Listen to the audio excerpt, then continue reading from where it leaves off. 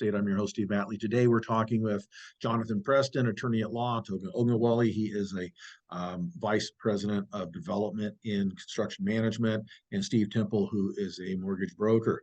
And we've been talking about kind of what's changing. In the first segment, we focused a little bit on inflation and how that was affecting different things in the real estate and development and construction.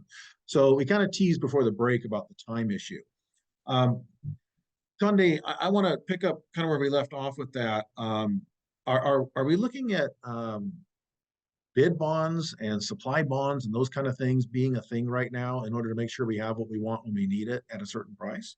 That's a great question. Bonding, so you have the security of being able to get the materials when you need them, or some type of surety, is something that people are starting to investigate if they haven't before, and as a normal course of business.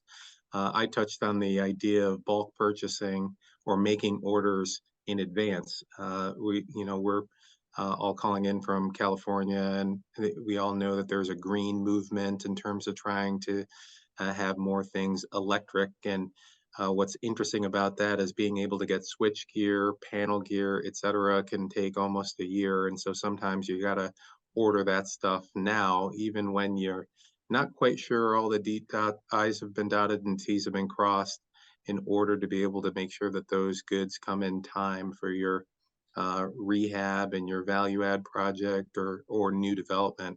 And so there's different ways that people are addressing the time factor with some of the supply chain delays that we've experienced over the last year or so.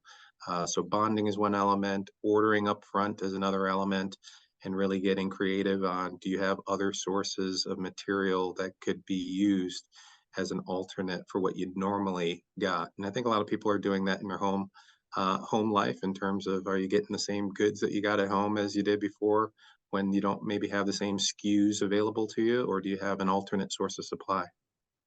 Okay, and Jonathan, with that comes up some other issues. So there's some risk with that. If we're going to buy stuff early, supplies and those kind of things, that means there's risk.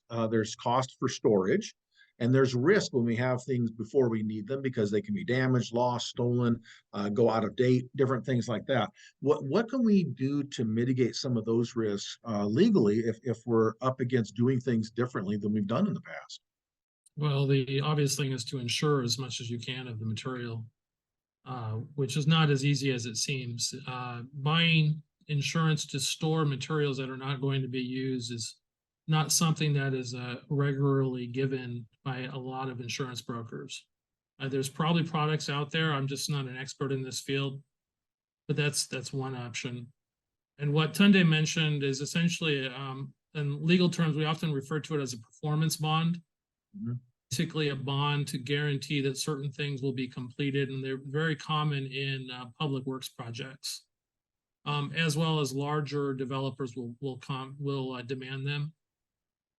And what I'm seeing as far as delays is a lot of pent-up demand based on COVID is finally starting to release, and that's causing a shortage in labor, which contributes to problem in development. And it's really a function of whether your developer has an effective labor pool to draw from is something that you have to look out for. If you're going to hire a subcontractor, you want to make sure that they can properly man up a job nowadays. Okay, so there's a risk there, and so you're talking about transferring risk through contract terms initially. You transfer your risk as an owner to the general, who probably transfers them over to the subcontractors. Okay. And that transfers the risk of not being able to staff a project, and also the risk of having to acquire materials that may or may not be available for a long time, and prices that may change. Yes. So terms and conditions is what we're talking about in contracts. Very terms and conditions that just were not in use a few years ago. Was right. not an issue. So the boilerplate contracts that we were using for the last 10 years may not be adequate right now. Is that correct? That is correct. Okay. So let's jump back over to the funding side, because now, Steve, I know you do mostly mortgages, but I'm sure you're familiar with some of the funding that comes with construction loans and those type of things. Those are related. Do you see these factors coming into how you're structuring the loan products, the timing on the loan products, interest rates on the loan products? because of timing issues, because of the risks that are involved in projects. As far as the funding of mortgages, is that what you're talking about? Yeah, mortgages. And I know there's also, I know you don't do the construction loans, but it's kind of somewhat closely related to your role.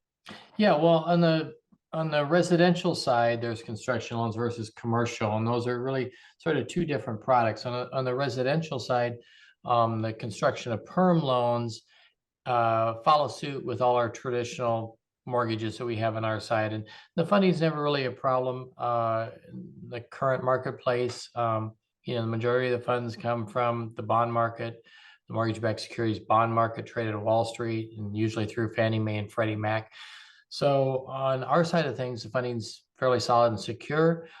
Certainly in 2008, during the big challenges we had there was a lot of funding challenges. A lot of the funding was done through private entities and private institutions, and a lot of that just totally collapsed at that time due to what had happened then, which was a real anomaly over the last 50 years.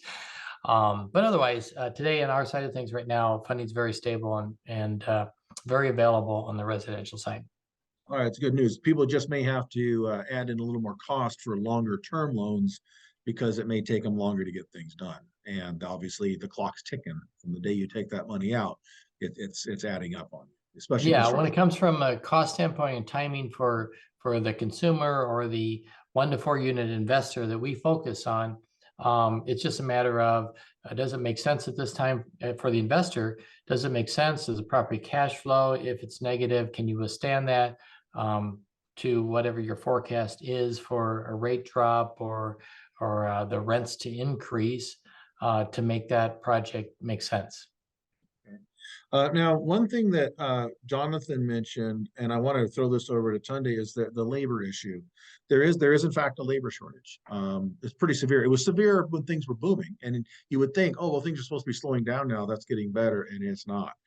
There is a shortage of management. There's a shortage of skilled labor in virtually every trade, and that's affecting things. So Tunde, on your end of things, since you're managing larger projects, how are you seeing the staffing issues right now on projects? Well, it is a challenge for sure. I mean, I think a lot of skilled labor and covering different trades has been challenging in many different trades. So one of the challenges that the ways that people are approaching the challenges are having a little bit more detailed conversations with your subcontractors and your vendors to figure out what the labor looks like and determine whether or not you've got to extend your construction durations to account for the fact that you may not have the stable performance and ability to compete crews to move things more efficiently. So that's something that we're definitely observing that. I think Jonathan mentioned in the previous sector that there is a bit of conservatism that a lot of developers are applying in terms of, do we need to develop now or can you postpone so that there's some time to heal, so to speak, and have more of the crews available, be able to evaluate your capital stack and your terms to move forward. But yeah, it's definitely a challenge in terms of balancing the time element and the cost element with the labor challenges. And think about what a lot of people went through, that they're working remote. So in construction, where it's a very physical activity, it's challenging to give people the skills that you would need to be efficient and competent. And balancing that on developments has been an area that we've definitely seen in commercial real estate. Construction is interesting because it's an institute process. So what that means is the workers have to go to the dirt. They have to go where the site is. Number two, you can't outsource it. You can't send the real estate to China, have it built and bring it back. It doesn't work that way. It's got to be where the dirt is. And you also have an issue if it's outside work. We've had some severe weather issues. This last year has been pretty a wild ride with hurricanes, tornadoes, ice storms, and blizzards and all kinds of crazy stuff. Even Christmas week was insane. And obviously that hurts things. So all that added up because the nature of what construction is, I think affects a lot of these things. And it's hard to find the labor. We can't get too deep into all the reasons for that. I have a lot of opinions on where we've gone wrong with trade school and shop classes and all kinds of other stuff in our whole culture. But that's a different discussion for a different time. But it is where we are. There is a definite shortage of willing, trained people to work in construction, which is affecting the timing. And we've kind of talked about what that already does contract-wise and those type of issues and to the projects. And it does affect the cost on a project too. The longer a project takes, the more money it takes to keep the project going, because the loan is out there, because there's risk. You're paying insurance on this stuff, and there's risk because there's also, in most public sector projects, there's liquidated damage clauses in those contracts. So it can be very dicey. And the next segment, what I want to get into is exactly what you alluded to, and that is the tendency to want to slow things down a little bit if you're in the development and construction side of what that means. But for the balance of this segment, I just want to kind of finish up on timing and what that means from a legal and a practical standpoint. So as construction managers, we're always taught delay is disaster, go, go, go, go, get it done yesterday. Is that still the right mantra, or has that changed? Because that's what was embedded into my head as a constructor. Yeah, I'll open up, and maybe Jonathan and Steve feel free to chime in, but I would say that there is a little bit more of a, can we be thoughtful here? Can we dot our I's and cross our T's and maybe find better talent, whether it's contractual talent or whether it's construction talent to bring to bear? There is some of that, and I would say that that's probably a bit of a theme in 2023, is that we're all pivoting to thinking through, hey, what's the right way to do this, and can we approach it a little bit differently now that things are slowing down in the world? Can we use that time to be a little bit more strategic and thoughtful? Great. We're going to take a short break. When we come back, we're going to pick up where we left on that and talk about should we be slowing the pace down. I'm Steve Matley, your host for Real Men of Real Estate. We're talking with Steve Tempel, Tunde Ogunwole, and Jonathan Preston today. We'll be right back.